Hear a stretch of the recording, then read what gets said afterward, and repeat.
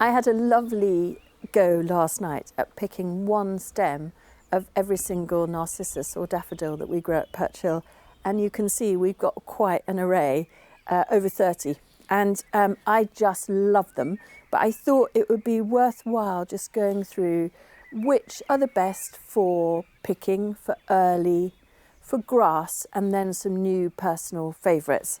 So the first lot that are the early ones are here, and actually this is a champion for early, and I've been picking this one this year since my birthday, which is at the beginning of February, and it's still flowering away now in April. And that's the thing, a lot of these varieties that have been bred in the last 20 years are bred to go on flowering. So they don't just come up and flower once, they keep on producing new stems over several weeks, if not months. And this variety is Avalanche, and it's a classic example of that. And it's a really, really cracking form. And then a few others, similar, multi-headed, lovely scent.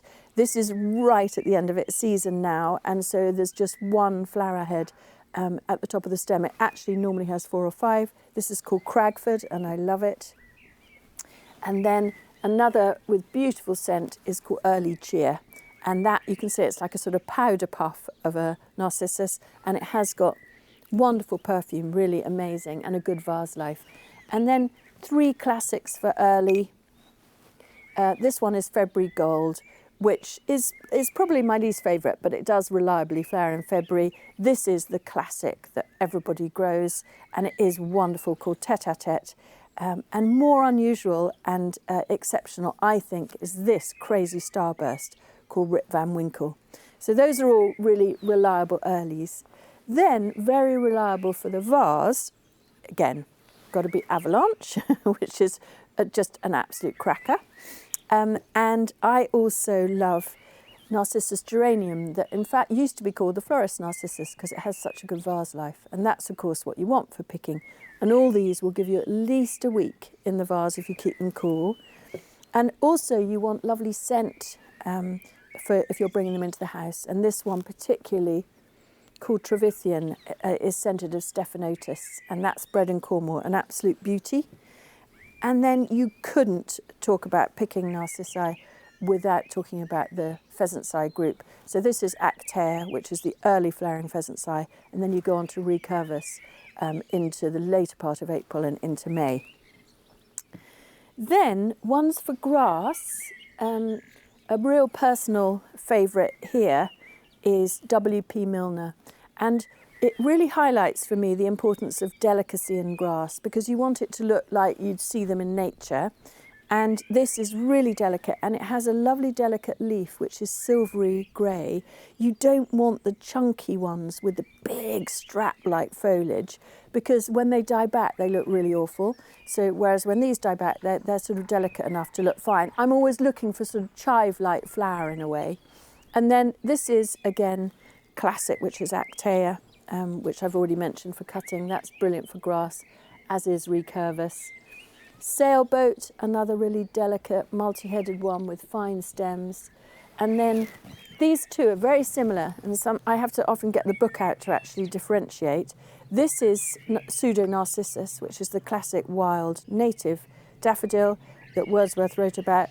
This is Jack Snipe. They're very similar. This is a little bit smaller and finer flowered, but they're both really fantastic for grass and naturalise very, very well, and will gradually fill an area of grass. And then finally, some newfound personal favourites for me are this one, which is so delicate. It's like the most beautiful wild daffodil that you'd find on a Cretan hillside, with a terrible name of Zit, but spelt X-I-T. And this one is Cocopelli, and both of them have delicious scent, but that is absolutely extraordinary perfume. You can see there aren't very many yellow daffodils here, but if they're here, it's because they really have incredible perfume, and that one really, really does. And then into the more controversial ones, these newly bred varieties that have pink grapefruit coloured perianth. That's the perianth in the centre of the flower. And this one is called Charming Lady, and I really love it. And interestingly, I actually asked one of my daughters, which she liked best, and she said that one. So I think that they're quite sort of on trend. And then finally, lots of people will hate these, but I'm rather falling for them. These sort of absolutely mad powder puff varieties, these fully doubles. This one's called My Story, with again sort of pink grapefruit colouring. But these make rather spectacular cut flowers. You have to stop thinking of them as a narcissus and start just thinking of them as a cut flower.